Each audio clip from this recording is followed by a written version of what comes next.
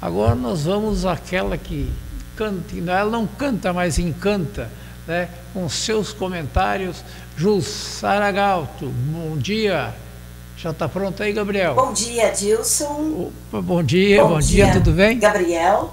Bom dia a todos que nos escutam, que nos veem, em qualquer lugar do Rio Grande que seja mesmo. Um bom dia. Eu acho que eu vou passar a noite rezando. A situação está complicadíssima. A gente não está vendo sinal de melhora, pelo menos agora nos primeiros momentos. E há o risco. Não sei se a hora que eu estiver falando com vocês, se vocês estiverem me assistindo, isso já terá acontecido, porque há um risco muito grande, eu estou gravando à noite, de que o Bolsonaro seja preso a qualquer instante. E depois que a autoridade máxima do país, máxima, entre aspas, se manifestou e disse que o Bolsonaro ainda não provou que é inocente e que ele precisa provar que é inocente, daí, aí caiu a ficha, porque a gente vem tentando suportar essa situação, essa inversão de valores, o absurdo legal que está acontecendo no país, mas está difícil, e cada dia fica pior, cada momento fica pior. Porque esse desgovernante, que já foi condenado em todas as instâncias possíveis, em tudo que, de toda forma legal, foi condenado como ladrão. Agora, ele vem de dar a cátedra, vem como se ele estivesse ensinando direito, como se ele soubesse o que ele está falando, porque não tem a menor noção. Porque está escrito na nossa Constituição, está escrito no nosso Código Penal, isso é lei. O ônus da prova cabe a quem acusa. Mas numa situação assim, ó, só no Brasil mesmo, nesse momento, ou em outras ditaduras, só pode acontecer uma coisa dessas. Se o ônus da prova está dito pela lei maior, que o ônus da prova cabe a quem acusa, Bolsonaro não está acusando ninguém, muito menos a si mesmo. Quem acusa o Bolsonaro? Quem idealizou um golpe que só existe na cabeça podre deles? Eles é que têm que provar. E não assim, de qualquer maneira, mas provar robustamente que o presidente do Brasil, que ele fez tudo para voltar ao governo, ele fez realmente, mas para voltar através do voto, e nós votamos nele para isso. Só que as urnas, vamos pôr a culpa nas urnas, elas nos traíram. Elas não revelaram a verdade. E o que acontece? Acontece que nós chegamos nessa situação. O nosso ex-presidente, o nosso presidente eleito pelo povo, uma maioria esmagadora de votos, isso já existe prova disso que eu estou afirmando, eu não estou inventando nada. Então, esse presidente, essa criatura admirada pelo seu povo, respeitada pelo seu povo, fez tudo dentro das 4 linhas. Quando ele viu que o resultado das urnas não o favorecia, que esse resultado não era legítimo, mesmo assim, o que ele fez?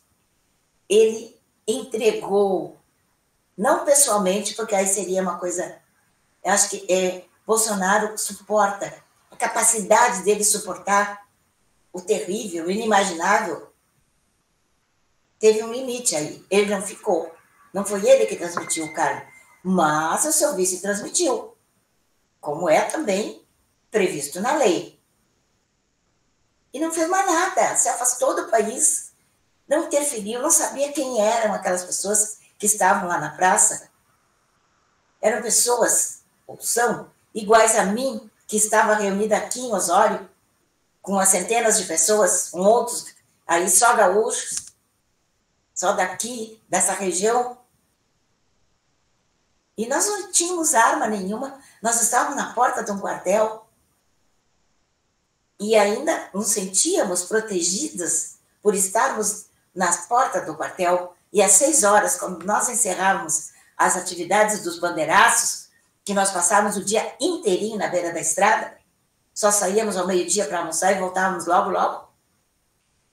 Quando nós encerrávamos as nossas atividades às 6 horas, na porta do quartel, a gente ia até quase a chegada do quartel, a gente ficava assim, cara a cara com os seguranças ali, os sentinelas, e ali nós cantávamos o hino nacional e rezávamos. E entregávamos a Deus aquele dia, e no outro dia voltávamos de novo para continuar lutando. Deu no que deu, mas nós não somos bandidos. Nós não estávamos sequer armados, como também não estava o povo de Brasília. Ali foi gente impulsionada, porque estava protestando, era um protesto legítimo, podia-se protestar, podia-se protestar. E era o que estavam eles fazendo, nós fazendo aqui. E no Brasil inteiro, Porto Alegre, todas as capitais, tinha esses grupos de vigília constante. Nós passávamos 24 horas em vigília, com as nossas bandeiras, com tranquilidade, nos alimentando ali, uns trabalhando, saindo do trabalho e indo direto para lá, a maioria aposentados. Meu Deus, tinha crianças também, nada de belicoso, nada violento, nenhuma intenção de fazer o mal, apenas a intenção de fazer valer a verdade. Apenas e tão somente isso. E, entretanto, fomos chamados de baderneiros, de terroristas, de autores de quebra-quebra, e lá em Brasília, aqui no nosso grupo e nos outros grupos pelo Brasil, não houve isso, mas lá em Brasília havia um grupo enorme de esquerdistas infiltrados, e hoje a gente sabe, já naquela época havia alguma desconfiança, mas o povo ali não sabia disso. Então, essas pessoas têm nome, sobrenome, CPF, endereço, e eles estavam ali para botar lenha na fogueira, para fazer com que as pessoas fossem até lá. Alguns nem estavam naquele movimento. O Clesão, que morreu, estava no fim de tarde, passou por ali. Tinha mendigo, tinha morador de rua, tinha crianças, pessoas idosas, pessoas como eu, ficávamos assim o dia inteirinho, sabendo que nós estávamos nos doando por uma pátria melhor. E aí, o exército traiu a gente. O exército nos traiu covardemente. O que aconteceu? Milhares de pessoas foram presas. Algumas centenas ainda estão presas. Já teve gente que morreu lá. Teve gente que precisou de hospitalização, de tratamento, não teve. Esse foi o crime do qual Bolsonaro foi acusado, de fazer um golpe de Estado. Onde golpe de Estado? Sem o exército, sem forças maiores que viessem em nossa ajuda, ou mesmo nós estivéssemos armados. Não, nada disso. Armados com terço, armados com Bíblia, com bandeiras. Era assim que era esse o nosso armamento. Era esse o nosso eram esses os nossos instrumentos de defesa. E agora eles querem que o Bolsonaro confesse uma coisa que não houve, porque ele não participou do nosso movimento. Era uma coisa do povo. A gente queria que ele fosse presidente, mas não íamos obrigar ninguém a essa atitude. Nós só queríamos demonstrar para autoridades que a gente achou que havia, tanto no Exército como no Judiciário. A gente queria que eles vissem que não era aquela a nossa vontade. E se nós somos o povo, e o poder emana do povo, nós estávamos no exercício legítimo de um direito. Agora querem que o Bolsonaro prove que ele estava, em vez de dar um golpe, se ele nem estava no Brasil. Que golpe é esse? Sem forças armadas, sem pessoas armadas, sem botar fogo em ônibus, em casa, em destruir os prédios do Estado. Quem faz isso é a esquerda. Quem faz isso é o MST. Eles estão confundindo as coisas. Que nós da direita, nós conservadores, nunca fizemos isso. Nunca. E por acaso, hoje já é 15 de julho. E ontem, estava tão empolgada no assunto que eu estava falando com vocês, que eu nem me lembrei que era um dia histórico. Um dia onde começou a Idade Moderna, que foi a queda da Bastilha, e que foi o povo que invadiu uma prisão que era inexpugnável, uma prisão da onde ninguém fugia, e eles invadiram, e aí tinha muito inocente preso, e aí aconteceu tudo, né? Veio a história da guilhotina, que eu já contei para vocês, que ali houve, e eu espero que aqui também, agora, ali houve a lei do retorno, já não vamos dizer que foi a mão de Deus, mas foi a lei do retorno, porque o guilhotin, o carinha que inventou a guilhotina, aquele cepo, né? Aquele ferro que desce sobre a cabeça das pessoas e separa a cabeça do corpo, e daí a pessoa não tem outro jeito se não morrer, está sem cabeça.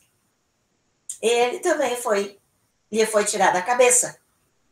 Então nós estamos esperando que todas as pessoas que estão agindo, que estão atuando, que estão praticando crimes contra a humanidade, que estão violando todos os direitos humanos, que para essas pessoas também haja a existência da lei do retorno. E que eles venham a pagar por tudo que inventaram. Eles fizeram uma construção de narrativas mentirosas, dizendo que nós seríamos o quê? Soldados do Bolsonaro? Seríamos o quê? Não sei, porque eles nunca explicaram. Só disseram que aquele grupo praticou, estava tentando praticar um golpe de Estado. Isso é tão ridículo. Isso é tão impossível de acontecer, tão inverossímil. E é por conta disso que eles querem, imaginem só, jogar o Bolsonaro na prisão por 30, 40 ou mais anos. E isso está na iminência de acontecer a qualquer instante. E eu estou com o coração na mão.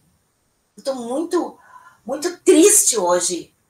Hoje e amanhã, isso não pode acontecer. Porque se acontecer, vai ser... Não, talvez seja uma comparação pesada demais. Mas vai ser como aconteceu quando Cristo foi levado para a cruz, ao lado de 2 ladrões.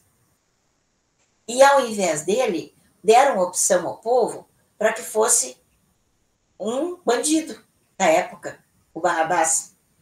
Só que o povo optou que a morte viesse sobre Jesus, e ele foi. E é assim que eles querem fazer com Bolsonaro, que não cometeu crime nenhum, que apenas deu esperança para o seu povo, que apenas governou 4 anos da melhor forma possível, talvez os melhores 4 anos da história de um governo no Brasil. E é disso que ele é acusado? Não, disso não. Disseram que ele quis fazer um golpe de Estado. Ele é um homem de não ferir a lei. Isso aí, tem gente hoje me perguntando, pois é, mas quem sabe o povo se levantasse. Eu sei o quanto eu tenho clamado para esse povo reagir, e outros milhares de pessoas que nem eu para o Brasil lá fora. A gente está tentando de todas as maneiras fazer com que esse povo se conscientize minimamente do seu poder, da sua capacidade de provar que nós estamos certos e queremos um país assim e não assado.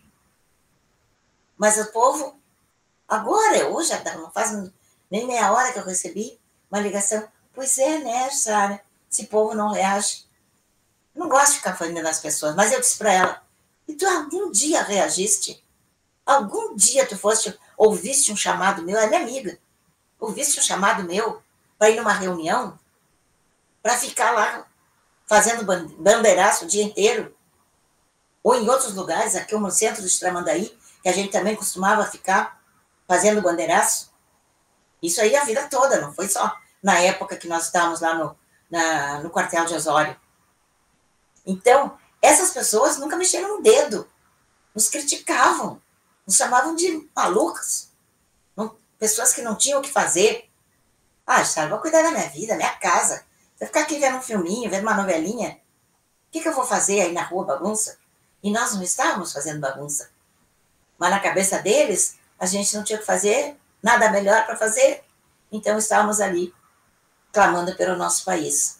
E agora, até quarta-feira, a gente ainda tem um laivo de esperança, porque quarta-feira, e sobre isso eu falei muito ontem, quarta-feira, a CCJ do Senado, Comissão de Justiça, votará a lei eleitoral, a nova lei eleitoral. E o que essa lei diz? Se votarem como ela está, acabou-se. Como dizia aquele humorista antigamente, Zé Fini. Acabou-se. Porque a lei, assim como está, vai ser mais do mesmo. Novamente, teremos uma eleição com urnas que ninguém tem controle, só pessoas que estão hoje já declaradamente contra o Brasil e contra os brasileiros, são os nossos inimigos, são já os ditadores do país, incipientes, mas já são ditadores, porque hoje nem liberdade se tem mais para quase nada. Para quase nada. Hoje nós temos centenas, milhares de pessoas presas, pessoas fora do país, pessoas influentes aqui, jornalistas, inteligências muito maiores do que a média dos brasileiros, estão lutando pelo Brasil para poderem continuar lutando, tiveram que se afastar da sua vida, das suas famílias e viajar para o exterior sem perspectiva de volta, porque se voltarem serão presos ou mortos. Se isso não é uma ditadura, então eu não entendo mais nada. E a gente fez força para que esse povo entendesse. Mas há uma pequena esperança que ela foi reforçada no momento em que era para ter sido votada semana passada e era uma coisa assim quase que tranquila. Só que não foi. Em função da nossa pressão, eles sabem que o povo não quer isso. Nós até podemos perder a eleição da outra forma. Eleição é isso, a gente ganha ou a gente perde. Mas, na cabeça deles, o segundo que o Barroso disse, eleição a gente não ganha, eleição a gente toma. E é isso que eles fizeram, e é isso que farão de novo. Vocês entenderam? Tudo se fecha, tudo está conectado, linkado. O mesmo cara que disse numa reunião política, nós derrotamos o bolsonarismo. Mas quem são os nós? Esses nós, cara pálida? Vocês, o Supremo? Vocês não podem nem fazer política. Não pode ser partidários, acho que nem de time de futebol. Tem que se manter isentos. Tem que se manter íntegros, verticais, julgando como reza a lei, como o Bolsonaro exigiu o tempo inteiro.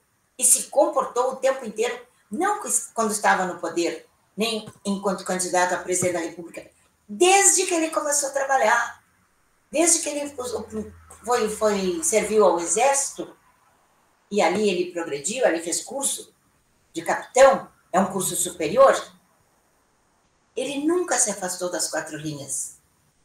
Agora, esses aí que são os donos, né, entre aspas, praticamente os donos da lei, estão ali só para uma coisa, para vigiar o cumprimento da lei, da Constituição. Porque para todos os outros crimes existem outros tribunais. Eu já fiz sustentação oral no Superior Tribunal de Justiça, que é o equivalente, só que julga crimes comuns.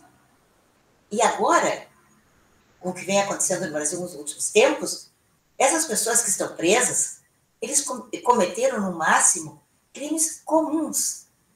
E esses crimes jamais poderiam começar no Supremo, lá em cima. Eles não iriam nem na última instância do Supremo, a menos que tivessem ferido a Constituição.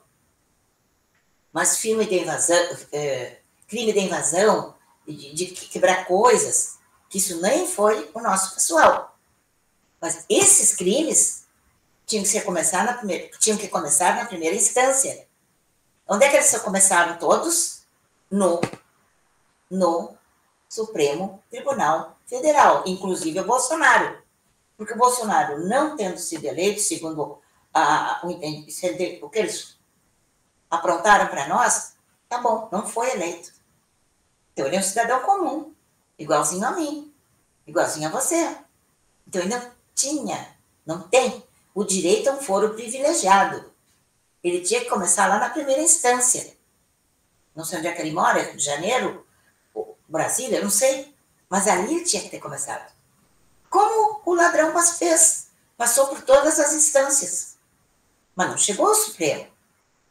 Porque roubar não é crime contra a Constituição, é crime contra o Código Penal. Código de Processo Penal. E eles fizeram um mexe que hoje esse imbecil chega para o mundo, né? Porque a internet nos leva para o mundo. E disse, ele não provou que é inocente. E encheu a boca para dizer isso. Ele tem que provar. Mas onde? Onde que ele tem que provar? Que legislação? Não na brasileira. Na brasileira, o ônus da prova cabe a quem acusa. Cabe, no caso, da primeira instância, da segunda, da terceira, ao Ministério Público. Mas não, olha aqui, ó. Eu vim aqui provar que eu sou inocente. Mas inocente é quê, meu filho? Tu já foi acusado? Não, mas eu sou inocente. Isso não tem cabimento, gente. Isso é tão ridículo, atroz. Isso é a coisa mais pavorosa que se pode imaginar. Não sei, em literatura, que alguém escreva isso como um país imaginário. Por isso que eu digo para vocês, leiam a Revolução dos Bichos. Porque é exatamente o que nós estamos passando. É exatamente o que passou a Venezuela, o que passou Cuba, que passaram todos os países. Que pessoas que fingiam no começo que eram bem intencionados, para depois se adonarem do poder, destruírem o povo, acabarem com o povo, acabarem com todos os direitos, com todas as garantias individuais. Século XXI, e nós estamos nessa maré. Como a gente dizia quando era criança, maré de xixi. Nós estamos. Porque houve uma subversão da lei e da ordem. E não por nós, mas por pessoas que se dizem no dever e na obrigação de defender a democracia, de defender a legislação. Onde? Se os códigos, a começar pela Constituição, já estão na lata do lixo há anos, 2 anos quase. Então, estamos mesmo aqui, hoje eu não tenho desculpa para passar do horário, porque tá. Ainda estou bem no meu horário. Quer dizer, está no fim. Vamos assim, vamos apelar para Deus, esperar que Deus nos proteja, nos ajude. E se o nosso karma for o de viver sob uma ditadura, aí será total, completa e indiscutível, porque esse cara que governa o Brasil hoje, ele está tão fora da casinha, ele tem tanto desrespeito por tudo e por todos, que ele teve a ousadia de dizer, vem comer uma jabuticaba docinha, porque para o Trump, para o homem mais poderoso do mundo, de bobagem. Antes ele disse, vamos tomar uma cachaçinha, uma cervejinha, num bar e discutir a guerra lá da Rússia. E agora, ele está sendo acusado, inclusive, de patrocinar essa guerra, de ajudar esse patrocínio, como ele ajudou quando permitiu que navios estrangeiros chegassem aqui, carregassem não sei o que para não sei onde, mas vocês sabem bem para o quê? Então, aí ele era bem quietinho, bem na moita. Estava fazendo coisa muito errada e escondida. Agora ele vai para a mídia, vem comer uma jabuticabazinha doce, que ninguém fica de mau humor quando come uma jabuticaba. Gente, o que é isso? Não, eu tenho que me beliscar para ver se isso é real, ou se é a minha imaginação que está me conduzindo para isso. É mesmo a consagração do absurdo. Então, para encerrar, eu acho que 22h37. Já está no fim, meu tempo. Para dizer para vocês, vamos rezar. Vamos fazer oração de serenidade. O Pai Nosso. Se apegue na sua religião, porque agora é nós com Deus. Porque a legislação, no nosso país, nós não temos mais a nosso favor. A lei é só para os amigos e os muito amigos. Para nós, que não somos inimigos, pelo contrário, somos amigos da nossa pátria, para nós, os rigores da lei. É assim que a banda está tocando. Então, quarta-feira ainda nos resta essa esperança de que a lei eleitoral, o código eleitoral, seja emendado pela emenda do senador Magno Malta e que a gente venha ter o voto escrito e a contagem possibilitada por essa razão. Ainda tem isso para depois da manhã. Não, para amanhã, né? Quarta-feira, porque hoje é terça.